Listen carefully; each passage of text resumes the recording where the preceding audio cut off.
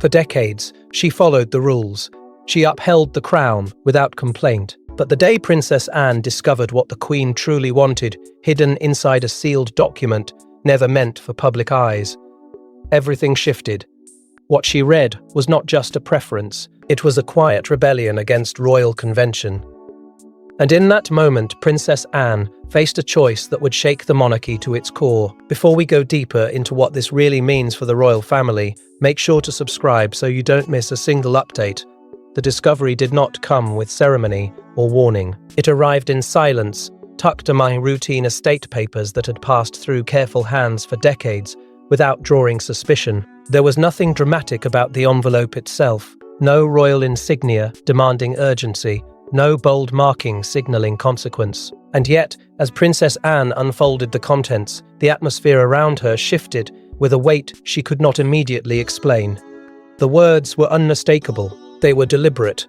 They carried the unmistakable voice of a queen who had measured every syllable. This was not a casual amendment. It was a final intention. For a moment, disbelief overtook discipline. Princess Anne had lived her entire life inside the boundaries of royal structure. She understood inheritance protocols as instinctively as breathing.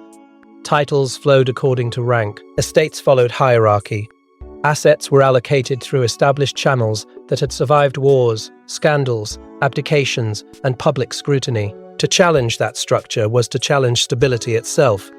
And yet the document in her hands suggested that her mother had quietly questioned those very structures long before the public ever imagined it possible. Shock gave way to something deeper: recognition.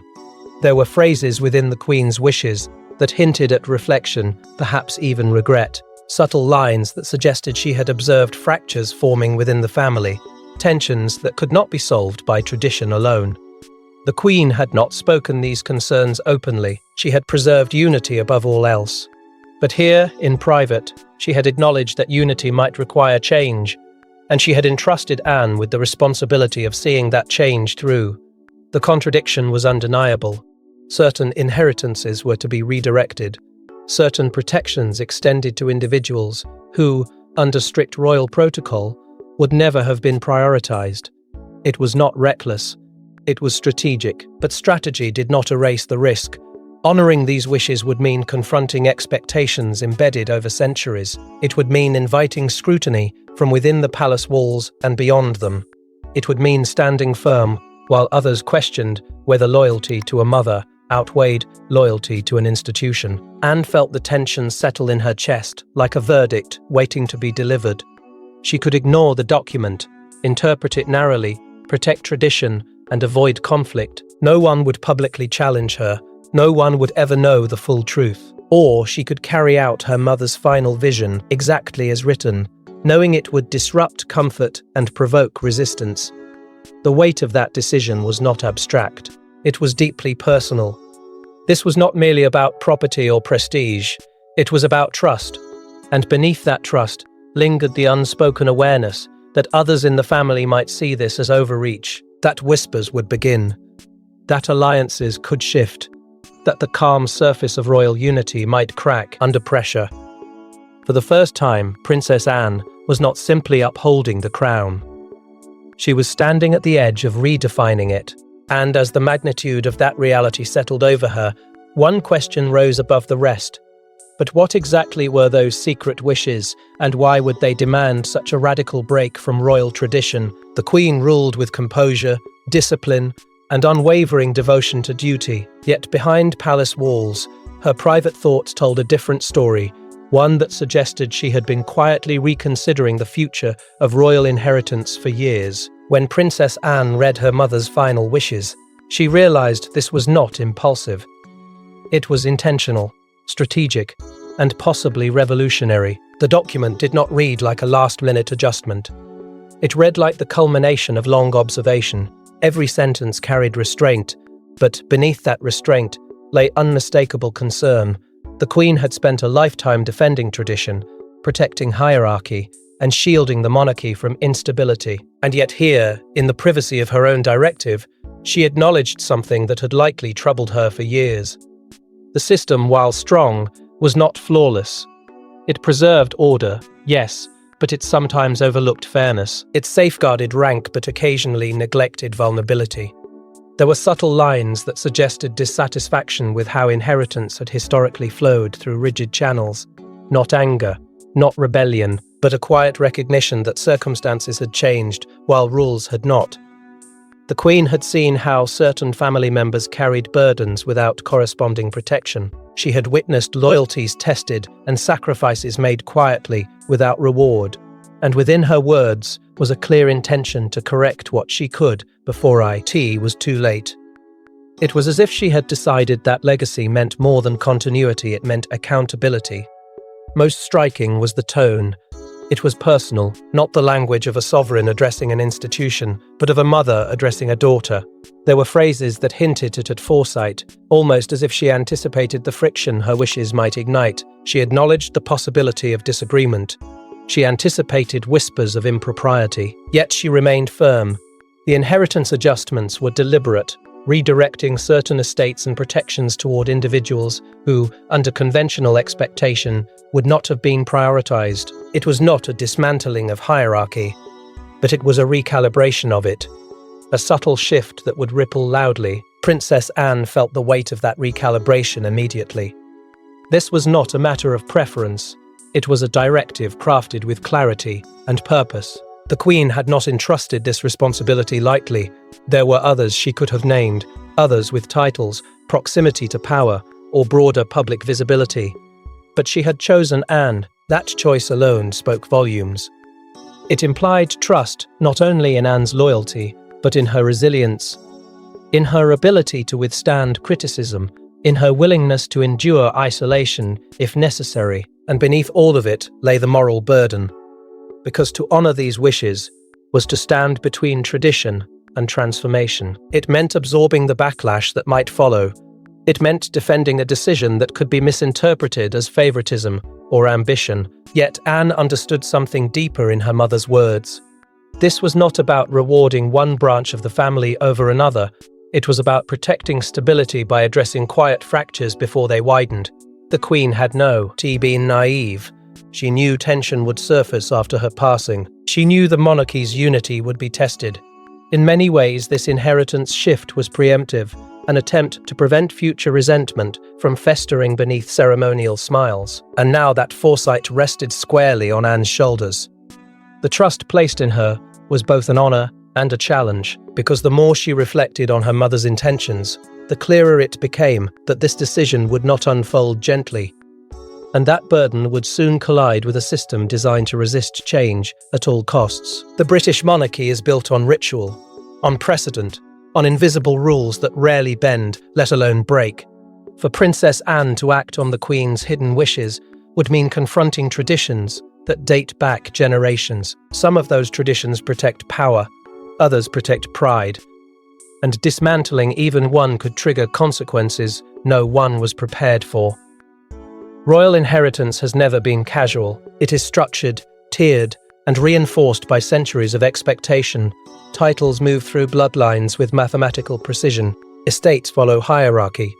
Influence is measured not only by proximity to the throne, but by adherence to established order. Within that framework, stability is preserved by predictability. Everyone knows their place. Everyone understands the boundaries. And those boundaries are rarely questioned publicly, even when privately they may feel constricting. For Princess Anne to adjust that structure even slightly would not be interpreted as administrative housekeeping. It would be seen as precedent. And precedent is powerful. One deviation invites another. One exception encourages speculation. Senior members of the family, accustomed to the quiet certainty of rank, would inevitably ask whether this shift threatened the delicate balance they had protected for decades. The monarchy does not simply survive on symbolism, it survives on the perception of continuity. To alter inheritance is to tamper with continuity itself. The legal terrain was no less complicated. While certain assets fall within personal discretion, others intersect with broader constitutional sensitivities. Any redistribution could ignite debates about authority, about where personal will ends and institutional obligation begins. Even if technically permissible, the optics could prove volatile. Critics might frame the decision as favoritism, Traditionalists might label it unnecessary disruption. And in an age where public opinion moves swiftly and loudly, perception can outweigh intent. Anne understood all of this. She had grown up watching how even minor adjustments within royal protocol could spiral into national conversation. She knew that behind closed doors, discussions would not be gentle. Questions would surface about motivation, about timing, about whether grief had clouded judgment.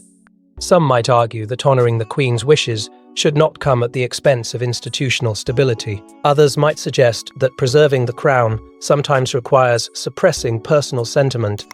Yet the calculation before her was not simple arithmetic. It was moral. On one side stood duty to an institution built on endurance. On the other stood duty to a mother whose foresight had shaped the monarchy for generations.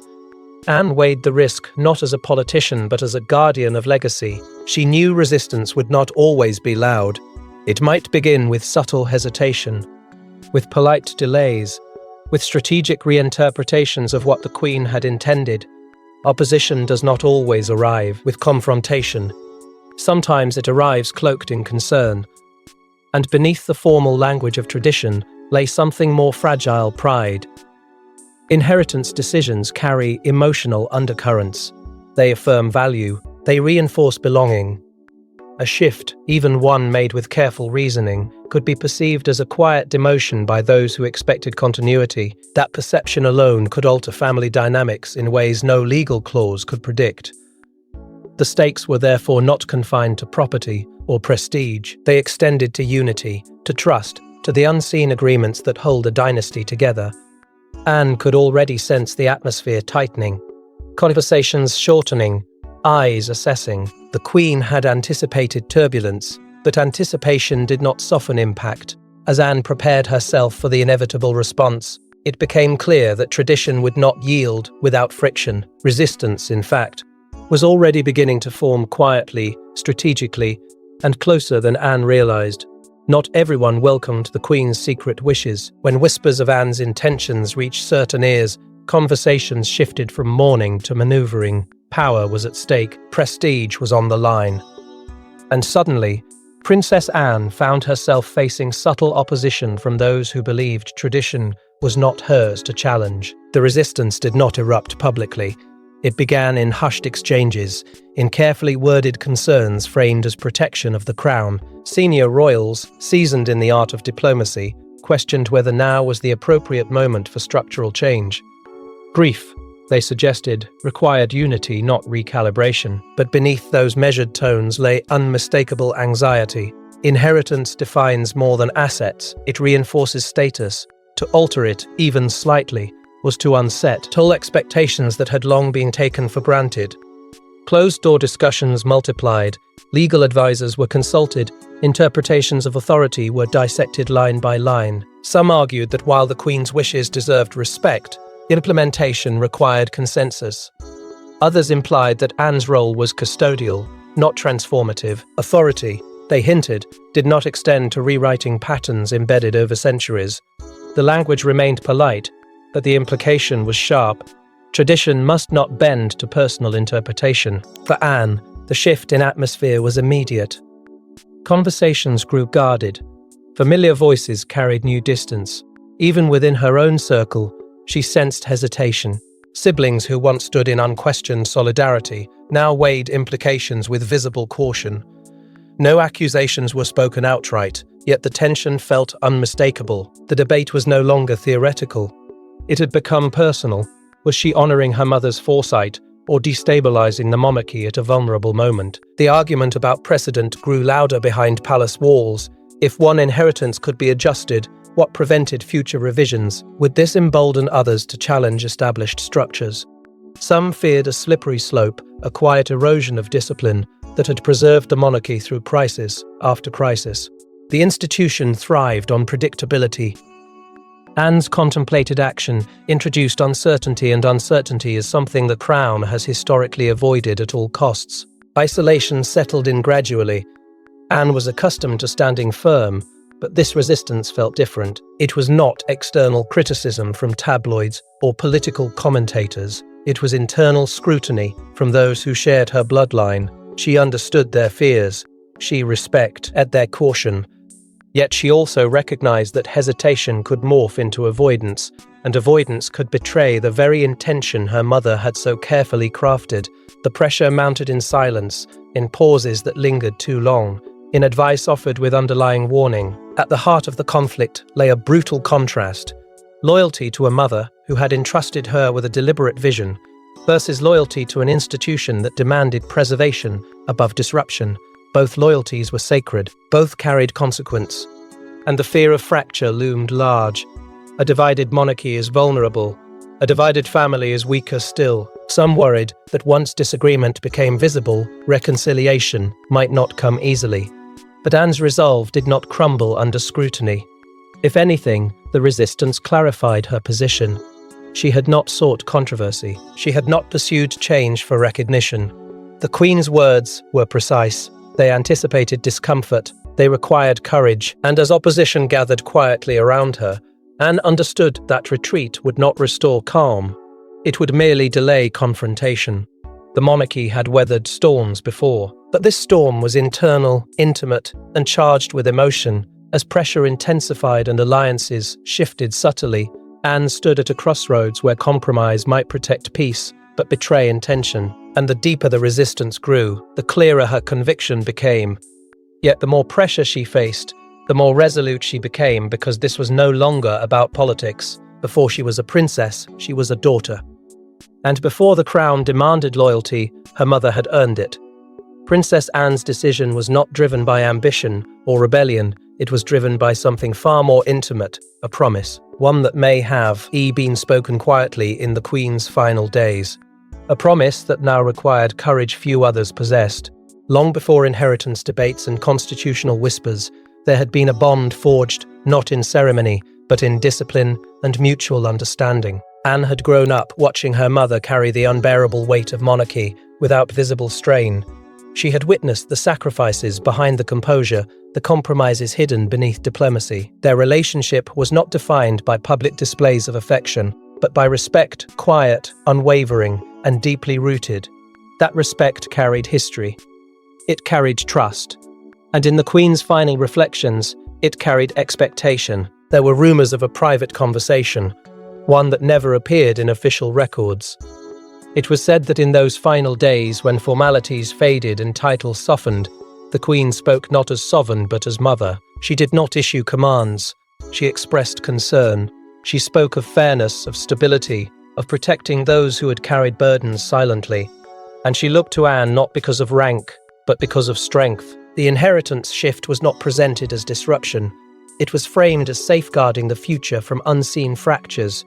Anne did not respond with emotion in that moment. She responded with understanding. A lifetime beside the Queen had taught her that meaning often lives between words.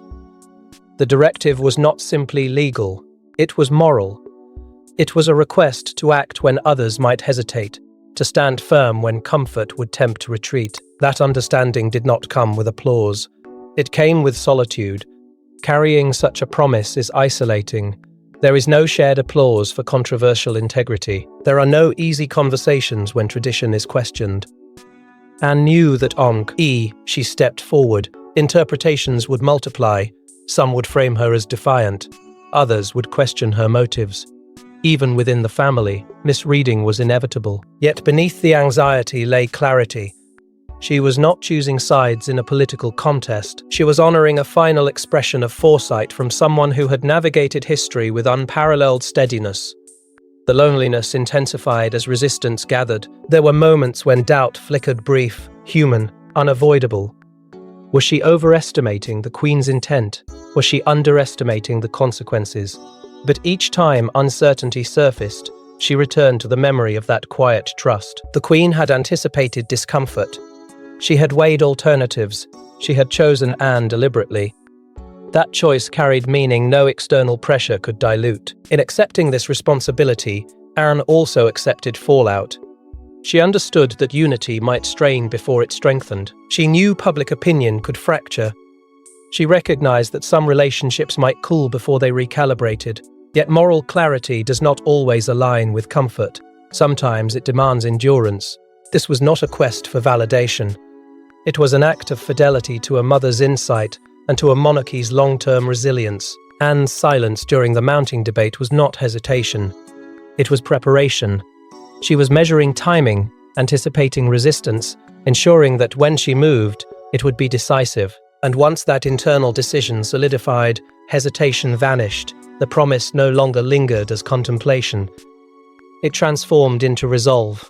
And with that acceptance came action, swift, deliberate, and impossible to undo. When Princess Anne finally made her move, it wasn't subtle, it wasn't delayed, it was decisive. In a single announcement, she shattered expectations and redefined what royal inheritance could look like. The reaction was immediate. Shockwaves rippled through the palace, and suddenly, what had been secret became impossible to contain. The declaration was delivered with clarity and restraint, but its implications were anything but restrained. Anne confirmed that she would honor the Queen's final wishes in full, including specific relocations of estates and protections that diverged from long-standing custom. Certain properties long assumed to follow predictable lines would instead be entrusted to individuals the Queen believed required stability over symbolism. Financial provisions were adjusted, oversight responsibilities reassigned. It was not chaos, it was calculated redistribution. Yet calculation did not soften the blow. Within hours, speculation ignited. Commentators scrambled to interpret the shift. Some described it as modernization wrapped in loyalty. Others framed it as a destabilizing act disguised as devotion. The monarchy, long accustomed to controlled messaging, found itself at the center of an uncontrolled conversation. Questions multiplied. Why now? Why this way? And most pointedly, why had Anne chosen to act without broader consensus? Inside the family, reactions varied sharply.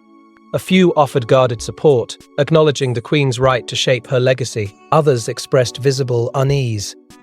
At subsequent engagements, observers detected subtle strained pauses in conversation, measured smiles that felt slightly too rehearsed, proximity carefully maintained yet emotionally distant. No direct confrontation surfaced publicly, but tension does not require declaration to be felt. It lingers in timing, in tone.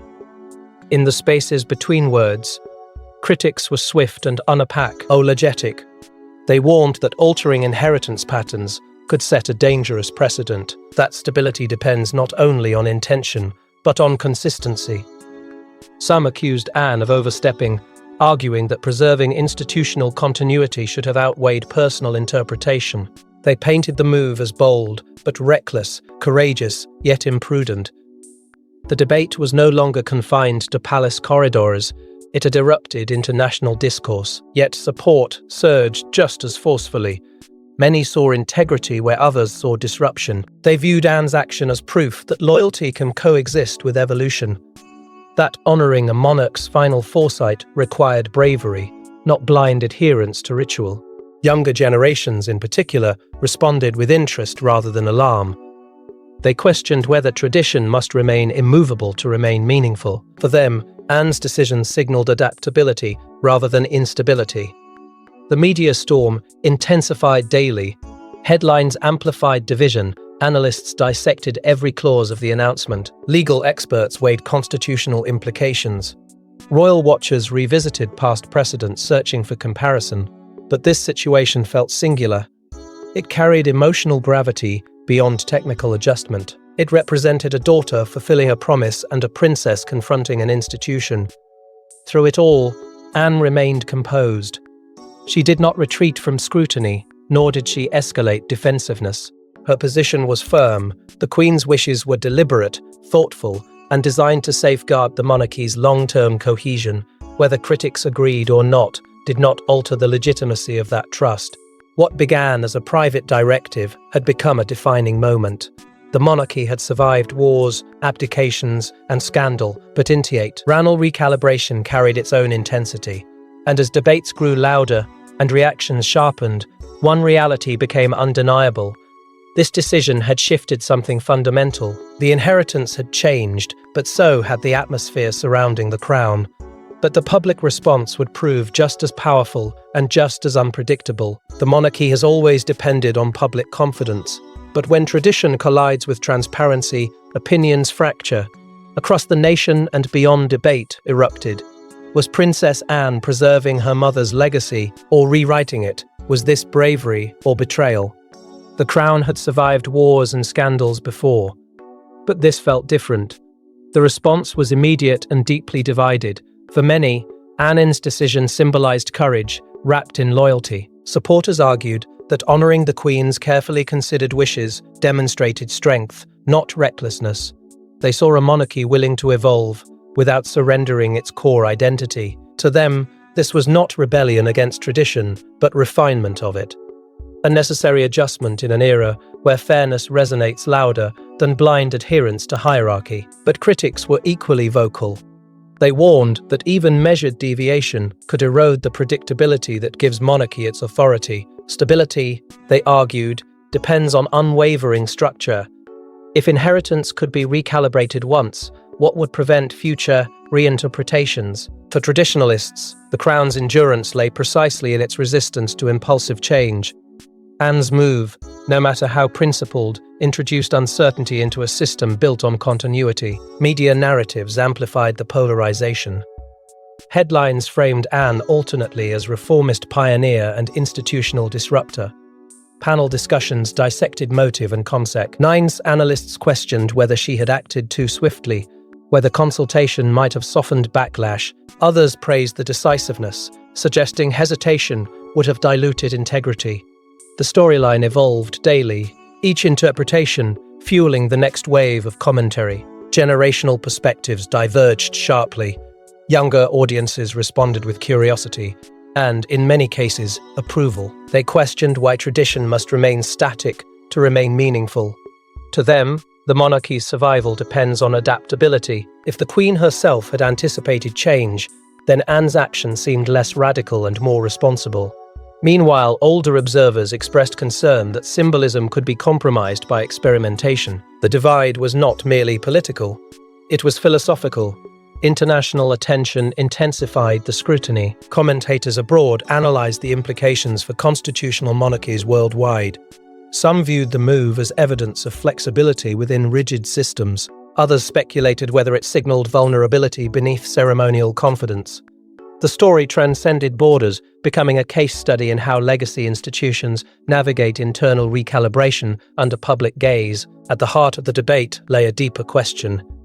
Does strength lie in preservation or in adjustment? Anne's decision forced that question into the open. The monarchy had weathered crises before, but those crises often originated externally. This moment was different. It was introspective.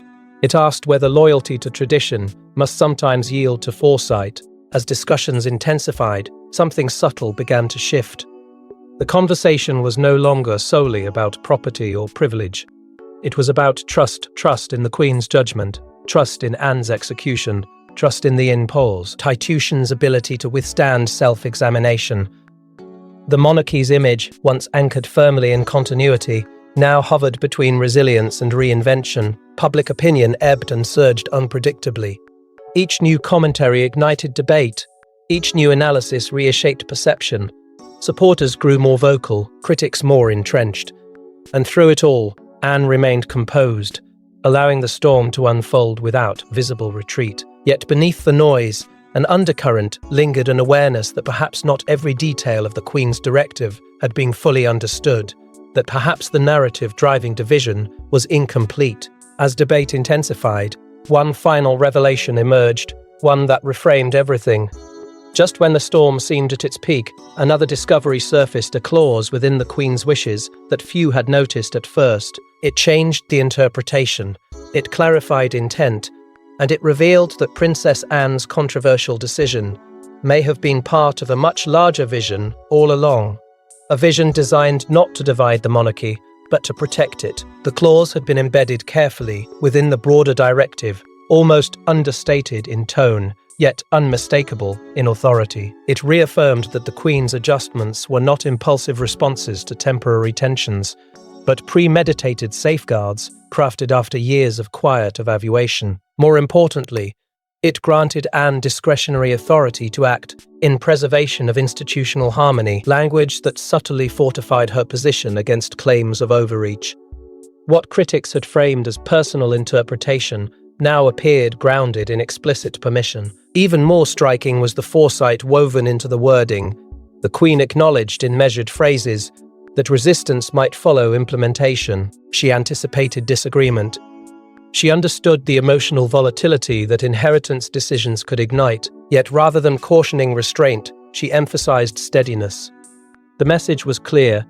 Unity is not preserved by avoiding difficult choices, but by confronting them before fractures deepen. The backlash Anne faced had not been unforeseen. It had been calculated into the strategy. For Anne, the revelation was not triumphant, it was validating. She had never sought to win an argument. She had sought to honor intention. Now, as the clause became known, the narrative began to recalibrate.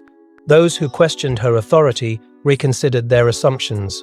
The directive was no longer ambiguous. It was deliberate. And with that clarity came a quiet shift in tone across the palace corridors.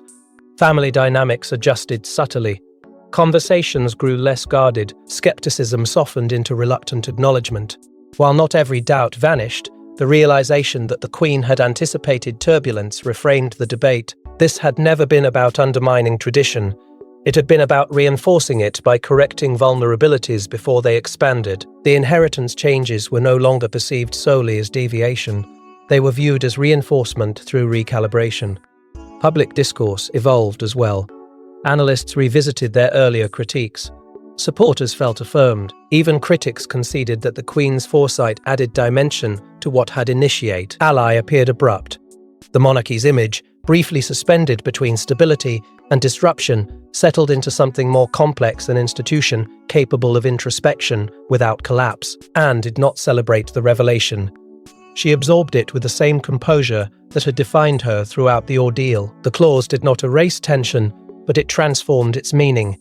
The controversy had tested loyalty, exposed fragility, and challenged comfort. Yet it had also demonstrated resilience. Tradition had not shattered, it had flexed. In the end, the Queen's final directive achieved what it quietly intended.